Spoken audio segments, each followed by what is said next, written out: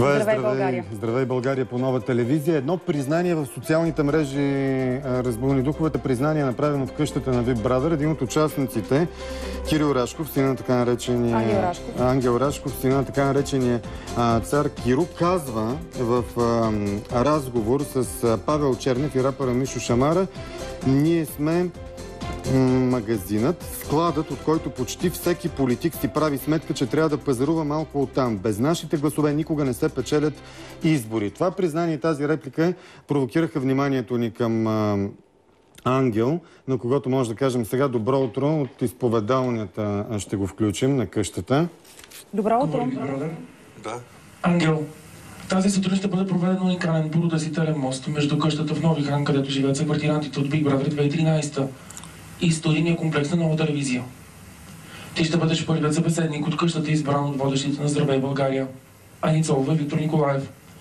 Ангел, Big Brother ти пожелава успех и един откровен разговор в сутрешния ефир на Нова телевизия. Това е всичко. Мерси. Сега и нашите гласове може би ще чуеш. Добро утро. Добро утро. Добро утро. Много въпроси има към Ангел Рашков и към семейството му. Сега обаче се фокусираме в репликата, която произнесе той пред Мишо Шамара и Павел Чернев. За купуването на ромски гласове и за факта, че всички партии са искали фамилията Рашкови да осигурява за кампаниите им и за изборите им ромски гласове. Продължете мисълта си. Това е истина. Винаги е било така. Постоянно са минали политици и са натърсили за гласове, сме помагали. Можете ли да дадете примери и да си спомните кой е идвал и какво е предлагал в замяна на осигурените от вас гласове? Сега не мога да дам примери, че не е редно, не съм дошъл точно за това да кажа, но когато дойде време, ще кажем. За кои партии и за кои избори?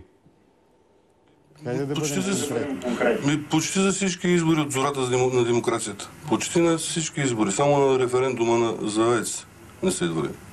На последните парламентарни избори случи ли се такова нещо? Май месец. Оттам ни тръгна... сега, май месец? Не. Имаше запитвания. Това не мога да кажа, кога не е редно сега точно да кажем. Колко гласа предлагахте и по колко гласа осигурявахте? Не сме предлагали. Имаше питания.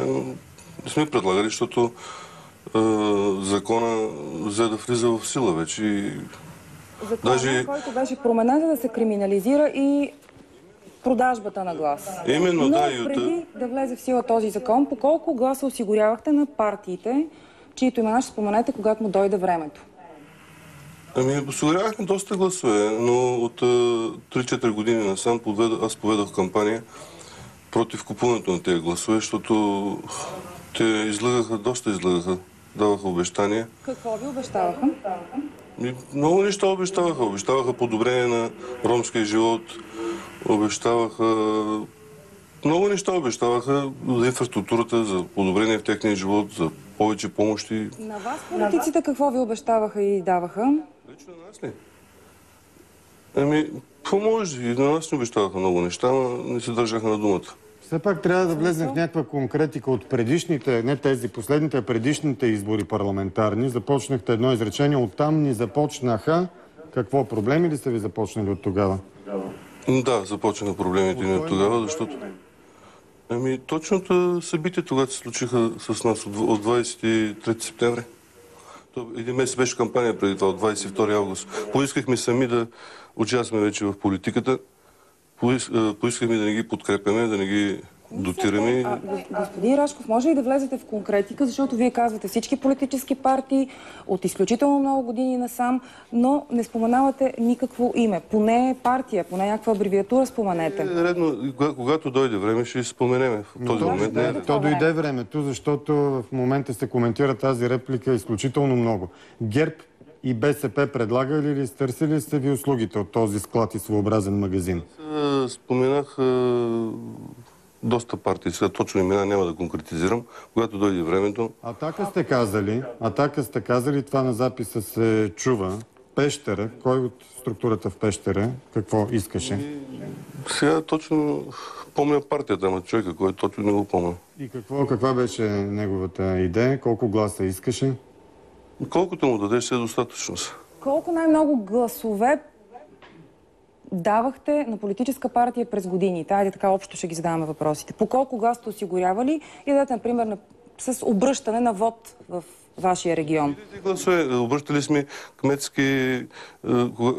На втори тур сме обръщали при първи тур, когато единият кандидат е бил с 5-6% назад. Във втори тур е побеждавал, когато сме се явявали ние. За коя община? За кой град? Например, Плевен да ви дам. Какво става в Плевен? В Плевен, да. Когато баща ми се яви на изборите, Найден Зеленогорски спечели срещу Румен Петков. С ваша помощ? Моля? С ваша помощ ли? С помощта на баща ми. С помощта на баща ви. Колко гласа осигурихте? Няколко стотин ли? Припомнете.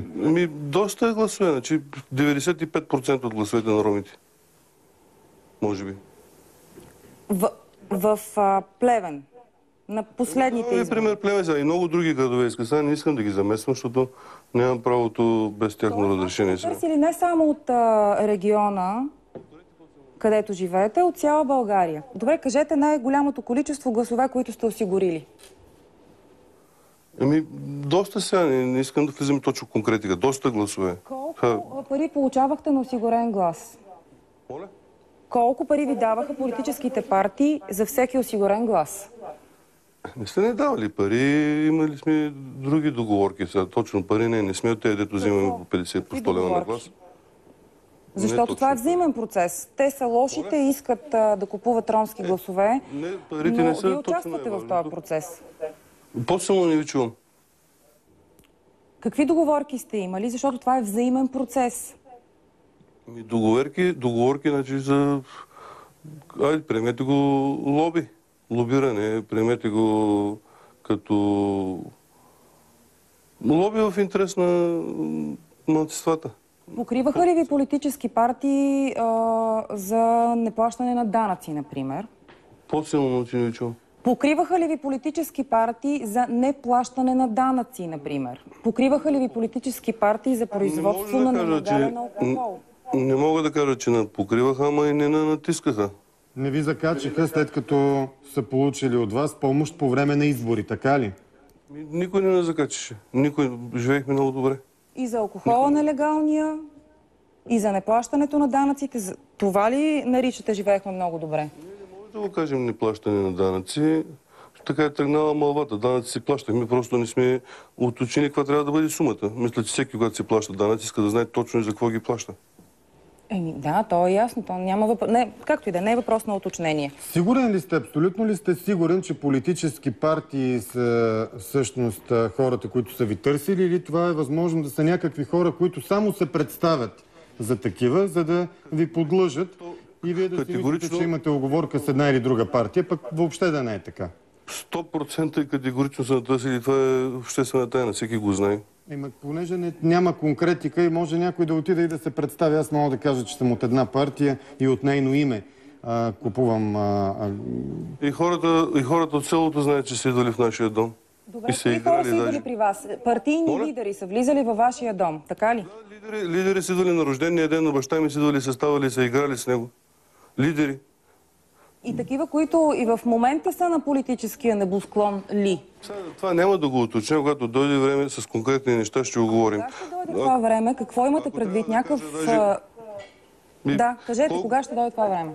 Колкото и странно да звучи, значи бивши политици и министри, бивши, нали мога да кажа, са целували на майка ми ръка и са поискали допълнителна порция картофки.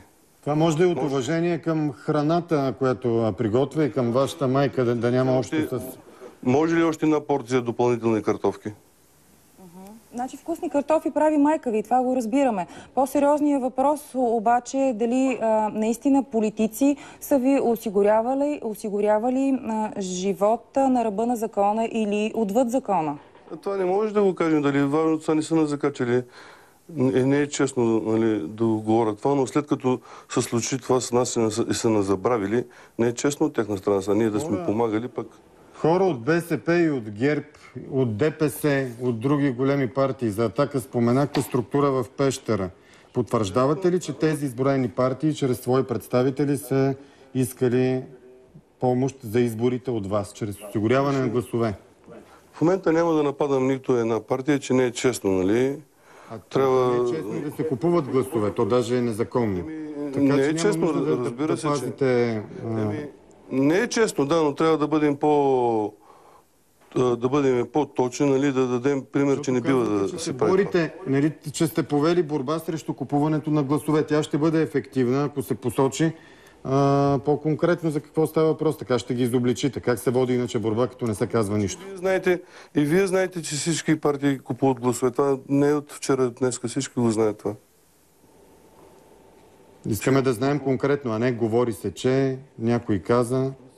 Да ви кажа също, когато дойде време, ще кажа, не е честно просто сега да седна на този стол на ефира и да почвам да говоря. Нали? Вие казахте, че искате да промените живота на ромите в България. Смятате ли, че ще промените живота на ромите в България, когато участвате в една акция по безпросветност на ромите, част от която акция е и купуването на ромски гласове? Така ги оставяте в сферата на незнанието. Те не знаят за какво гласуват.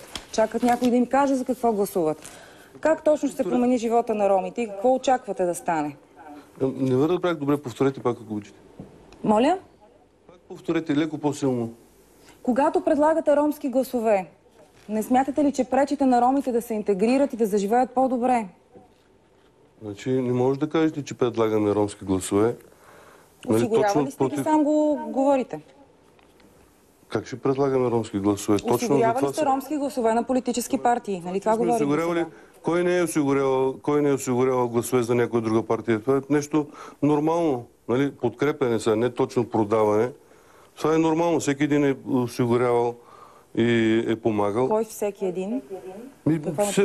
Всяка една фирма, всеки един, който работи към дадено правителство, всеки предприятие, фирма, организация... Моите работодатели никога не са ми казвали за кого да гласувам.